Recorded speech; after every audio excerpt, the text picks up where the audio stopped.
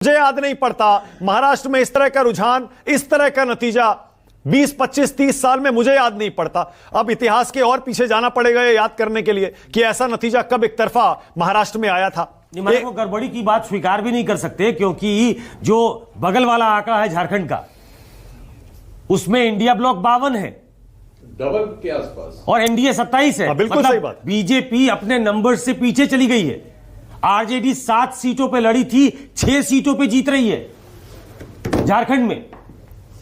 तो अतुल लौंडे पाटिल ये नहीं कह सकते कि यहां तो गड़बड़ी की गई है ईवीएम में, वहां नहीं की गई। बिल्कुल सही बात है। तो इस बार फंस गए। इस बार उन्हें ये मानना पड़ेगा कि जो जमीन पे उन्होंने देखा वो ठीक नहीं देखा। बोलिए अतुल भाई, बोलिए। झारखंड स्वीकार है ना, और महाराष्ट्र स्वीकार है ना? सुकेश जी, मैंने आपसे अभी कुछ भी नहीं कहा है। मैंने कहा कि आरोप लगाने में कोई मतलब नहीं है, वो जो होना है वो होके रहता है, मैंने ये कहा था। तीसरी बात यह है कि हमने कई जगह हमने C-17 फॉर्म पर बैटरी जब खुली तब कितना उसका परसेंटेज था, और जब बंद किया तब कितना परसेंटेज था, ये नोट किया है। इसका एग्जाम्पल अगर आपको देखना है तो मैं दिखा देता हूं। एक जगह का मैंने लिया भी था खुद जाकर, तो वो भी मैं आपको दिखा देता हूं।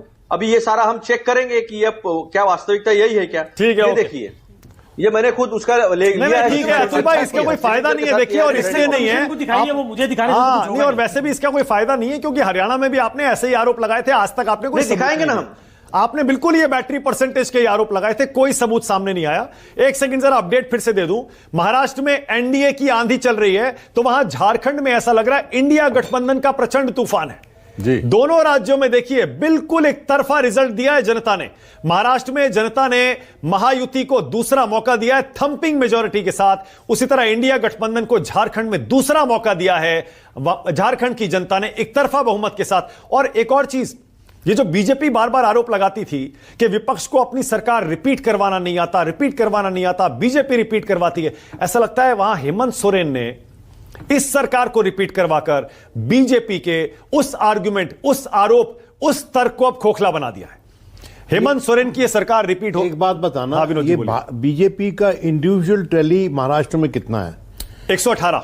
ये नीचे स्क्रीन पर आप देख रहे हैं 118, मतलब 288, मतलब सिंपल मेजोरिटी अभी भी नहीं है। अभी नहीं। अगर सिंपल मेजोरिटी लेती है तो पहली बार होगा इतिहास में भारतीय जनता पार्टी अपने दम पे सिंपल मेजोरिटी लेगी। कुछ चर्चाएं तो ऐसी सुनते हैं विनोद जी कि शिवसेना शिंदे गुट का बीजेपी में विलय हो सकता है। कुछ लोग चर्चाएं करते हैं इस तरह की। वो तरीका ठीक नहीं है भाई। किसी और का बच्चा आप अपना लो और कहो मैं बड़ा विराई लूं। ये पिछली बार भी विनोद जी यही हुआ था। पिछली बार